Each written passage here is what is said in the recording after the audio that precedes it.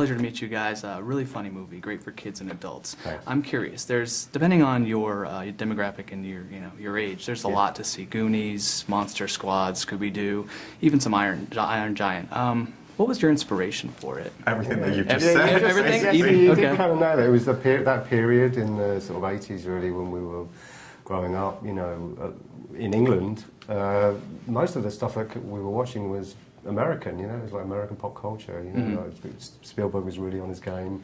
Great movies like E.T., you know, even things he produced like Poltergeist. I think there was a brand of family movies back then that was quite daring and quite irreverent, and we wanted to tell a story that really had some substance to it. It's not just a broad, colourful, in-your-face comedy, which a lot of animation is, and that's fine, but I think we wanted to say something else with this. Excellent. Yeah.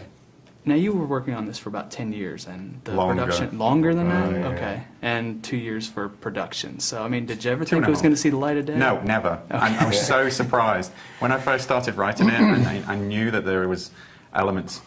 You know, I'm throwing in all these things that I love, but I'm also aware that it might not fit into the bracket that you know that's created for animated movies. But I was writing it for a long time, on and off, and while I was working on Coraline, I decided to just present it. I'd written about 30 pages by then. Over 16 years. That's not very good, is it? Wow. Yeah. But I had the rest, but it was all very rough. But I presented the first 30 pages, and I was expecting to get back criticism, or at least some kind of like, yeah, it's a good idea, but if you do this, this, and this. And instead they were like, let's make it, which was astounding and unheard of. So from my point of view, I'm still surprised that I'm sat here right now. Yeah. I mean, it's an intensive process, you know, like 2.5 years is relatively quick for an animated movie. Chris had done a lot of the background work already. He'd already... You know, when you're developing a film, you go up a lot of blind alleys and try a lot of things out, and they don't quite work, and it takes a long time. But because he'd done all that, making the thing was relatively fast, although it's always painstaking. It's always intensive. Yeah, about 300 people, you know, working, you know, solidly for 2.5 years, 50 sets working on this massive, great studio floor. It's a huge undertaking, and people. It's amazing when you see these passionate people, craftspeople, and artists who are literally, you know, driven to tears, blood, sweat and tears, making these things. You've got people who spend 2.5 years hand painting leaves on trees or making blades of grass, and they do it because they love it, and, you know, you've seen the end result. It is staggering, but the process is kind of staggering as well in itself. Well, speaking of the process, I talked to Peter Lord with Aardman, and he was telling me that their goal is like 6 seconds of actual screen time a week. There's about 2 seconds a day that you shoot. Yeah, was that comparable? For an animator, yeah, 5, you know, 6 is kind of an average. Yeah, some people do a bit more than that. Some people do a bit less. It depends on what scene. But yeah, that's one person. That's why we have 50 units, you know, so we have 25 people doing 6 seconds a week. So still slow. Yeah, it's slow, but it's sort of in the can. It's sort of guaranteed. You know, we don't do take 2s or take 3s. Sure. Take 1, it's in the can. And that's why you have to plan it so methodically, because you don't have time when you're on set. You can't just say, actually, let's move the camera over there. You have to know. Yeah. So it's this huge, great machine that just drives along very, very slowly, but it's very hard to make it change direction, you know, or like fiddle around with it, you know. Well, going from Flushed Away, which was a CG production, what did you bring from Aardman to this project? I wouldn't say I brought anything from Aardman particularly. You know, I mean, it's a different vibe, this movie.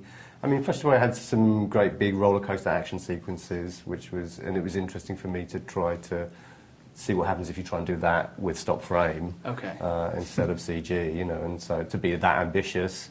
And funnily enough, it worked. There's not as many restrictions, or there are hardly any restrictions anymore on this medium. So our action sequences really stand up to that kind of CG thing, I think. Yeah, the van sequence was very impressive. Yeah. You know, originally that van sequence was about 8 minutes long. And then we were like, no. Yeah, it takes forever to make it. And just for the story. It wasn't because it was too complicated to shoot. It was just that after 8 minutes, you're like, really? Just get there already. We could have done it, you know.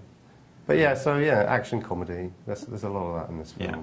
The design is very definitive, distinctive. You have skewed characters and lines, and your chase sequences, even the really cool tile effect in the bathroom. I thought that was really well done. Yeah.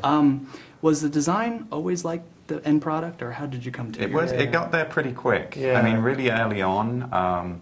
One thing that I was pretty adamant about right from the start was that it not look like other animated movies. There's always a school in animation design. You have your key guys in the big studios who they do fantastic work, but they kind of have this ripple effect. So you get all the kids coming out of Cal Arts and Sheridan, and all their artwork is kind of influenced by these key figures. And we didn't want that. And I found this one person who came from Cal Arts, but her portfolio just stood out. It did not fit anyone else's. It was kind of scruffy, nervous line. It was more illustrative. And the kind of design for animation that, especially for stop-mo animation, that you look at and you think, that could never be a puppet. And nor should we try to make it a puppet. And that's why we picked her. Yeah. Because it was so distinctive. And I think then, Nelson Lowry is the production designer, and nobody in the world can make a world in stop-mo like him. So he took, started with Heidi, and then he took all these other great artists, and we found like a unified signature that had all the things that you're talking about. But it feels like it's designed by one hand, and I think that's really key. Yeah. You find a code every world you build. You find this was wonkiness. There was like a kind of a wonkiness that was correct. There was some if you went too far at one end, it was like this too jazzy wonkiness, and up another end it just didn't work. Are you familiar with the word wonky? Yeah. Yes. So, yeah. So it's just all like skewed. Okay. It's like a skewed naturalism that we wanted to use. It wasn't like cartoony. And very well observed. I think that's the other key thing, is that we didn't want to create this whimsical fantasy world that was so distant from ours. We wanted to have our world, warts and all, so we spent as much time designing the peeling paint on fences or the trash in a gutter as we did the characters, Well, now, as distinctive as the look was, you had a cast that really fit their parts.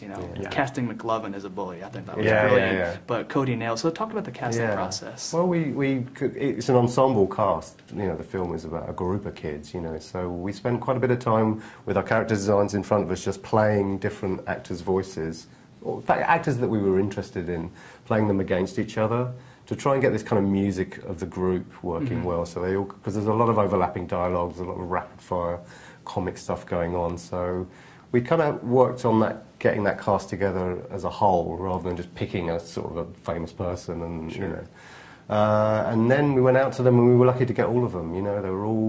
They all have in common is they're all good actors, and they're all also good comedians. So it was I think you hit on something interesting as well, though, which was a part of our approach to the whole movie was to take things that you expect and kind of turn them on their head. So, for example, Christopher Mintz-Plasse as a bully, Casey Affleck as a dumb jock, again, and Elaine Stritch actually as a very, very caring, sweet-natured grandma. And it was our approach to a lot of things. It's like you think you know what you're getting, but we give you something slightly different. And that plays out in the story. Like the bully is like big and tough at the beginning, but he's got soft center. And so that vulnerability in Chris Mintz-Plasse is perfect for a bully. Our bully, he's not a one-dimensional thing. Well, it was a real fun ride. I can't wait to see it again and pick up the things that you worked hard on and I missed. It'll be great on a second viewing. Excellent. Thank you. Thanks a lot.